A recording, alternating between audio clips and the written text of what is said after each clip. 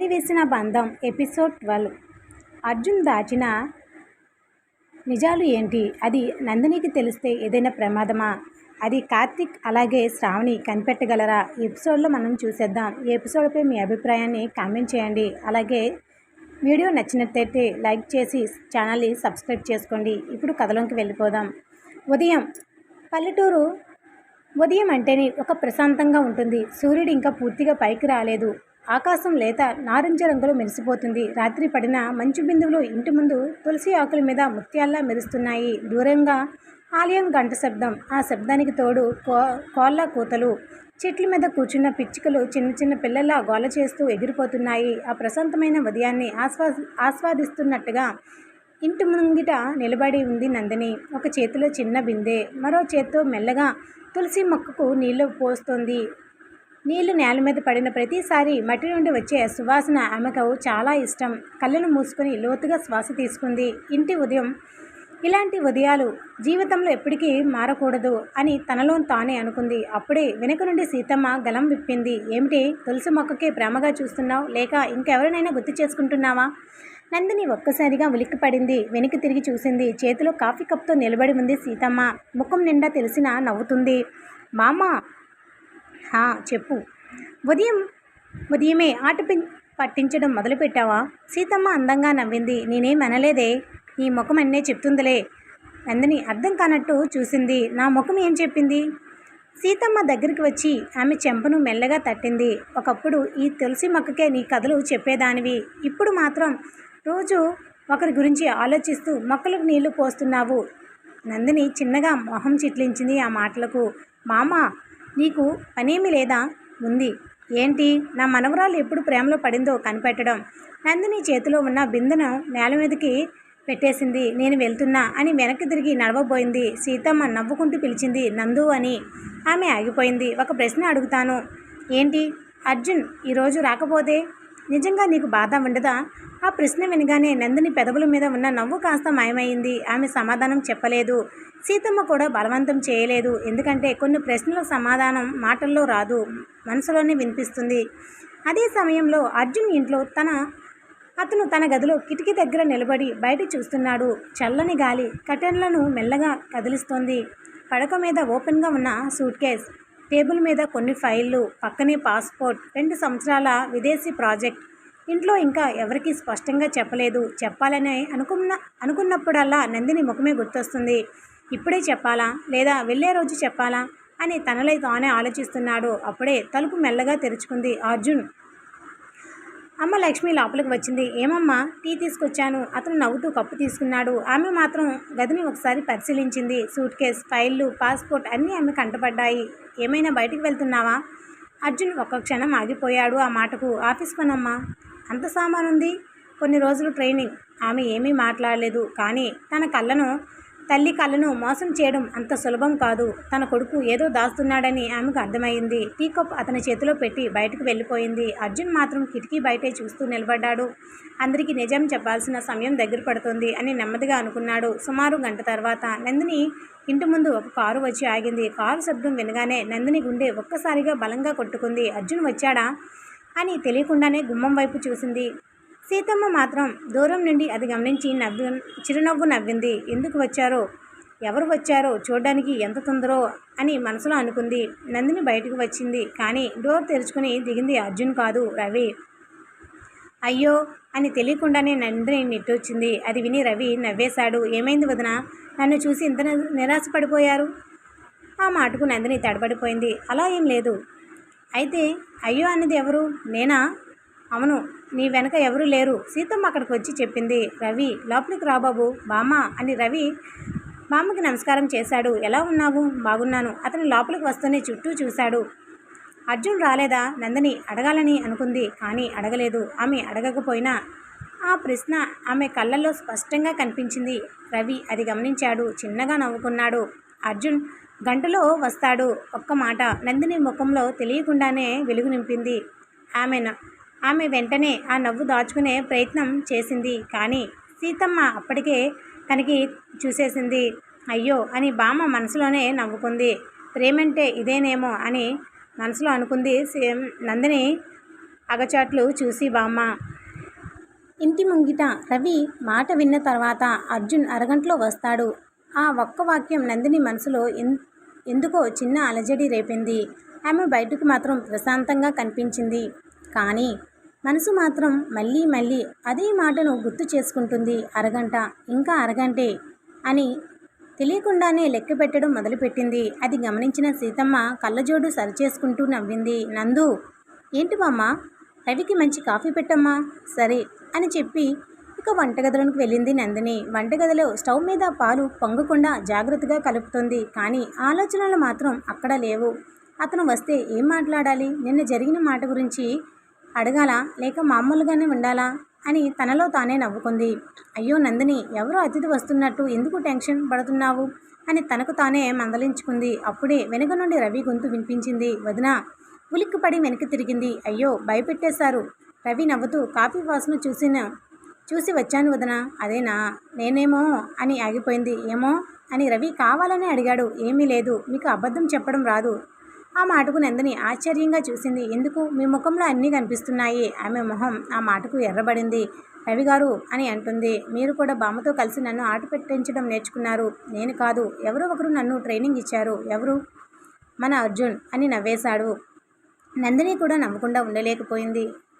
బయట సీతమ్మ ఇద్దరి మాటలు వింటూ మనసులోనే అనుకుంది. ఈ ఇంట్లో మళ్ళీ నవ్వులు మొదలయ్యాయి. ఇది ఇలాగే కొనసాగాలి. కొన్ని నిమిషాల తర్వాత ఇంటి బయట ఒక తెల్లని కారు నెమ్మదిగా వచ్చి ఆగింది. ఈసారి కారు శబ్దం వినగానే నందిని గుండె ఎందుకో వేగంగా కొట్టుకుంది. ఆమె బయటకు వెళ్ళలేదు. వెళ్ళాలని ఉంది, కానీ ఎందుకంత ఆత్రం అని మనసే ప్రశ్నించింది. అందుకే వంటగది తలుపు దగ్గరే నుండి బయటికి చూడసాగింది. కారు డోరు మెల్లగా తెరుచుకుంది. అందులోంచి light blue shirt, black jeans, చేతికి వాచ్, ముఖ్యమైన ముఖంపై ప్రశాంతమైన చిరునవ్వుతో అర్జున్ దిగాడు. కారు డోర్ మూసి ఇంటివైపు చూశాడు. అప్పుడే వంటగది తలుపు దగ్గర నుండి తనని గమనిస్తున్న నందిని కనిపించింది. ఇద్దరి చూపులు ఒక్క క్షణం కలిశాయి. ఎవ్వరూ మాట్లాడలేదు. ఆ ఒక్క క్షణంలో చెప్పని ఎన్నో మాటలు ఇద్దరి కళ్ళల్లో తిరిగాయి. మొదట తేరుకున్నది నందినే. చిన్నగా తలదించుకుని లోపలికి వెళ్ళిపోయింది. అర్జున్ పెదవులపై తెలియని చిరునవ్వు ఒకటి మెరిసింది. రాబాబు అని సీతమ్మ గుమ్మం దగ్గరికి వచ్చింది. అర్జున్ నవ్వుతూ నమస్కారం చేశాడు. ఎలా ఉన్నారు బామ్మ? నేను బాగానే ఉన్నాను, కానీ ఎవరో ఒకరు మాత్రం నువ్వు వస్తావని అరగంట నుండి ఇంట్లో 4 సార్లు తిరిగారు. ఆ మాటకు అర్జున్ నవ్వాడు. ఎవరు బామ్మ? అది నువ్వే కనిపెట్టాలి అర్జున్, అంతేనా? లోపలి నుండి బామ్మ అని సిగ్గు కోపం కలిపిన స్వరం వినిపించింది. ఈసారి బామ్మ పెద్దగా నవ్వేసింది. కొద్దిసేపటి తర్వాత అందరూ హాల్లో కూర్చున్నారు. నందిని కాఫీ తీసుకుని వచ్చింది. మొదట రవికి ఇచ్చింది, తర్వాత బామ్మకి, చివరిగా అర్జున్ దగ్గరికి వచ్చింది. కప్పు అందించబోతూ ఉండగా అతను తీసుకోవడానికి చేయి చాపాడు. అదే సమయంలో నందిని చేతివేళ్లు అర్జున్ వేళ్లను స్వల్పంగా తాకాయి. ఆ స్పర్శ ఒక్క క్షణమే, కానీ ఇద్దరు ఒక్కసారిగా ఒకరి వైపు ఒకరు చూసుకున్నారు. నందిని వెంటనే చేయి వెనక్కి తీసుకుంది. సారీ అని మెల్లగా అంది. అర్జున్ మాత్రం చిన్నగా నవ్వాడు. కాఫీ ఇచ్చినందుక, లేక చేయి తగిలిందని అని మెల్లిగా అడిగాడు. నందిని ఆశ్చర్యంగా అతని వైపు చూసింది. మీరు కూడానా? ఇలా మాట్లాడతారా? ఎలా ఆట పట్టిస్తూ అని కాఫీ తాగుతూ కొంతమంది దగ్గర మాత్రమే అన్నాడు. అంటే నువ్వు అర్థం చేసుకునేదే అని మళ్ళీ కాఫీ తాగసాగాడు. నందిని ఒక్కడే నిలబడి ఉంది. ఆమెకు ఒక్క మాట ఎందుకో రోజంతా గుర్తుండిపోతుందని అప్పుడే అనిపించింది. హాల్లో కూర్చునున్న రవి ఇద్దరిని చూసి మెల్లగా నవ్వుకున్నాడు. సీతమ్మ అతని వైపు చూసి కళ్ళతోనే అడిగింది ఏమిటి అని. రవి కూడా కళ్ళతోనే సమాధానం చెప్పాడు. ఇంకా వీళ్ళిద్దరికి చెప్పవలసిన అవసరం లేదు బామ్మ, మనసులు ముందే మాట్లాడుకున్నాయి. సీతమ్మ గుండె మొత్తం నిండిపోయింది ఆ మాటకు. దేవుడా అని మనసులోనే తలుచుకుని ఇలా నవ్వుకుంటూ జీవితాంతం ఉండే రోజు త్వరగా రావాలి అని మనసులోనే ప్రార్థించింది. అప్పుడే అర్జున్ ఫోన్ వైబ్రేట్ అయ్యింది. స్క్రీన్ మీద ఒక పేరుకి మెరిసింది. Unknown number. అతని కాల్ లిఫ్ట్ చేశాడు. హలో. అవతల నుండి కేవలం ఒక్క మాట మాత్రమే వినిపించింది. నిజం దాచలేవు అర్జున్ అని చెప్పగానే కాల్ కట్ అయిపోయింది. అర్జున్ ముఖంలో ఉన్న చిన్న చిరునవ్వు ఒక్కసారిగా మాయమైంది. అది దూరం నుండి నందిని గమనించింది. హాల్లో అర్జున్ చేతిలోని ఫోన్ ఇంకా వెలుగుతూనే ఉంది. స్క్రీన్ మాత్రం నల్లబడిపోయింది. కానీ అవతల నుండి వినిపించిన ఒక్క మాట, నిజం దాచలేవు అర్జున్, అతని మనసులో పదే పదే మారుమ్రోగుతుంది. కొన్ని క్షణాలు అతను అలాగే నిలబడి ఉన్నాడు. అది గమనించిన రవి మెల్లగా అతని దగ్గరికి వచ్చాడు. ఏమైందిరా? అర్జున్ ఒక్కసారిగా ఈ లోకంలోకి వచ్చినట్టుగా తేరుకున్నాడు. ఏమీ లేదు రవి అని ఫోన్ జేబులో పెట్టుకున్నాడు అర్జున్. రవి స్వరం కాస్త గంభీరంగా వినిపించింది. నాకు అబద్ధం చెప్పకు. ఇద్దరు ఒకరి కళ్ళలోకి ఒకరు చూసుకున్నారు. రవి ముఖంలో ఆందోళన కనిపిస్తోంది. అర్జున్ మాత్రం చిన్నగా నవ్వే ప్రయత్నం చేశాడు. ఇంట్లో అందరి ముందు మాట్లాడకూడదు అని. ఆ మాట విన్న వెంటనే రవికి విషయం చిన్నది కాదని అర్థమైంది. సరే అని మాత్రమే అన్నాడు. ఇదంతా వంటగది తలుపు దగ్గర నిలబడి ఉన్న నందిని గమనించింది. అర్జున్ ముఖం మారడం, రవి ఒక్కసారిగా సీరియస్ అవ్వడం ఇవన్నీ ఆమె దృష్టికి వచ్చాయి. ఏదో జరిగింది అని ఆమె మనసు చెప్తుంది. కానీ నేరుగా అడిగే హక్కు తనకి ఉందా? ఆ ఆలోచనతోనే నిశ్శబ్దంగా నిలబడిపోయింది. కొద్దిసేపటి తర్వాత సీతమ్మ అందరి భోజనాలకి పిలిచింది. గ్రామింటి భోజనం. అరటాకులు పరిచారు. వేడివేడి అన్నం, పప్పు, నెయ్యి, వంకాయ కూర, మామిడికాయ, ఊరగాయ. ఇంటి నిండా ఆహార సువాసన. రాబాబు అని సీతమ్మ అర్జున్ని కూర్చోబెట్టింది. అతను కూర్చున్నాడు. ఎదురుగా నందిని వడ్డిస్తుంది. ఆమె ఒక్కొక్క వంటకం పెడుతున్నా అర్జున్ మాత్రం భోజనం మీద కన్నా ఆమె ముఖం మీద ఎక్కువగా దృష్టి పెట్టాడు. ఇంకొంచెం పప్పు వేయనా అని నందిని అడిగింది. అర్జున్ సమాధానం చెప్పలేదు. అర్జున్ గారు రెండోసారి పిలిచింది. అప్పుడే తీర్పుని హా ఏమన్నారు? నందిని నవ్వు ఆపుకుంటూ పప్పు అడిగాను. అవునా వెయ్యి అని. అది రవి చూసి నవ్వు ఆపుకోలేక పప్పు కనిపించడం లేదా? వడ్డించే వాళ్ళు కనిపిస్తున్నారా అన్నాడు. ఒక్కసారిగా అందరూ నవ్వేశారు. అర్జున్ రవిని గట్టిగా చూశాడు. తిను. సరే బాస్ అని నవ్వుకుంటూ భోజనం మొదలుపెట్టాడు. నందిని మాత్రం తలదించుకుంది. ఆమె చెంపలు ఎర్రగా మారిపోయాయి. సీతమ్మకు మనసులో మాత్రం ఇలా నవ్వుతుండు ఉండండి చాలు అని అనుకుంది. భోజనం అయిపోయాక ఇంటి వెనుక మామిడి చెట్టు కింద చల్లని గాలి వీస్తుంది. అర్జున్ ఒంటరిగా నిలబడి ఉన్నాడు. చేతిలో ఫోన్.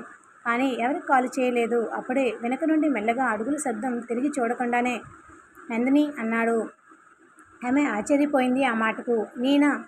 నేనే అని ఎలా తెలుసు? అర్జున్ చిన్నగా నవ్వాడు ఆ మాటకి. ఇంట్లో ఇంత నెమ్మదిగా నడిచేది నువ్వే. కొన్ని క్షణాలు ఇద్దరి మధ్య నిశ్శబ్దం. గాలి మాత్రం మామిడి ఆకులను తాకుతూ మెల్లగా వీచుతోంది. నందిని ఆ మౌనాన్ని చెరిపేసింది. మీకు ఏమైనా టెన్షన్గా ఉందా? అర్జున్ ఆమె వైపు చూశాడు. ఎందుకలా అడిగావు? నీ ముఖం ముందులా లేదు. అతను కాసేపు ఆ మాటకి మౌనంగా ఉన్నాడు. తర్వాత ఆకాశం వైపు చూస్తూ నెమ్మదిగా అన్నాడు. కొన్ని నిర్ణయాలు మన కోసం తీసుకున్న బాధ మాత్రం మనకు ఇష్టమైన వాళ్ళకే ఎక్కువ అవుతుంది. నందిని ఆ మాటను పూర్తిగా అర్థం చేసుకోలేదు. కానీ అందులో దాగి ఉన్న బాధ మాత్రం ఆమెకి అనిపించింది. మీరు నాతో చెప్పలేని విషయం ఏదైనా ఉందా అని చాలా మెల్లగా అడిగింది. అర్జున్ వెంటనే ఆమె వైపు తిరిగాడు. కొన్ని క్షణాలు ఆమె కళ్ళలోకి చూస్తూ నిలబడ్డాడు. ఇప్పుడే చెప్పాలా? నేను 2 సంవత్సరాలు విదేశాలకు వెళ్తున్నానని మనసు చెప్తుంది. కానీ నందిని కళ్ళల్లో కనిపిస్తున్న ఆ ప్రశాంతతను చూసి ఆ మాట గొంతు దాటలేదు. చివరికి లేదు అంతే అన్నాడు. నందిని చిన్నగా తల ఊపింది. సరే అని వెనక్కి తిరగసాగింది. 2 అడుగులు వేసి మళ్ళీ అడిగింది. తిరిగి అతని వైపు చూసి అర్జున్ గారు చెప్పు. మీకు ఎప్పుడైనా మనసు బరువుగా అనిపిస్తే నాతో చెప్పండి. నేను పెద్ద సలహాలు ఇవ్వలేను. కానీ మీ మాట మాత్రం వింటాను అని చిన్నగా నవ్వింది. ఆ నవ్వు అర్జున్ మనసులో ఎక్కడో దాచుకున్న భారాన్ని కాసేపైనా తేలిక చేసింది. ఆమె వెళ్ళిపోతుంటే అతను మనసులో అనుకున్నాడు. అందరూ నువ్వు ప్రత్యేకమైన నందిని. అందుకే నువ్వు ఎప్పుడూ ప్రత్యేకమైనదానివి నందిని. అదే సమయంలో పట్టణంలో కార్తీక్ ఒక చిన్న కేఫ్లో కూర్చున్నాడు. టేబుల్ మీద ఒక పాత పెళ్లి ఫోటో, పక్కనే ఒక పెన్ డ్రైవ్. అతని ఎదురుగా తెల్ల జుట్టు ఉన్న ఒక వ్యక్తి కూర్చున్నాడు. మీరు చెప్పింది నిజమేనా అని కార్తీక్ అడిగితే ఆ వ్యక్తి పెన్ డ్రైవ్ అతని వైపు జరిపాడు. నిజం తెలుసుకోవాలంటే ఇందులో ఉన్న వీడియో చూడు. కార్తీక్ గుండె వేగంగా కొట్టుకుంది. ఇందులో ఏముంది? ఆ వ్యక్తిని లేచి నిలబడ్డాడు. వెళ్ళిపోతూ ఒక్క మాట మాత్రమే అన్నాడు. ఆ తాళి పొరపాటున పడలేదు.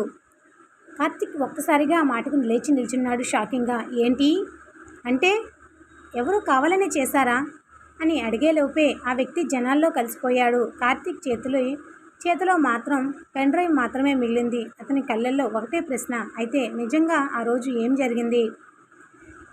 కార్తీక్ నిజం తెలుసుకున్న తర్వాత నందిని కార్తీక్ మధ్య గొడవ జరగనుందా? నందిని అర్జున్ ఇద్దరూ కూడా విడిపోతారా? ఏం జరుగుతుందో వచ్చే ఎపిసోడ్లో మిస్ కాకండి. ఈ ఎపిసోడ్పై మీ అభిప్రాయాన్ని కామెంట్ చేసి మన ఛానల్ని సబ్స్క్రైబ్ చేసుకోండి.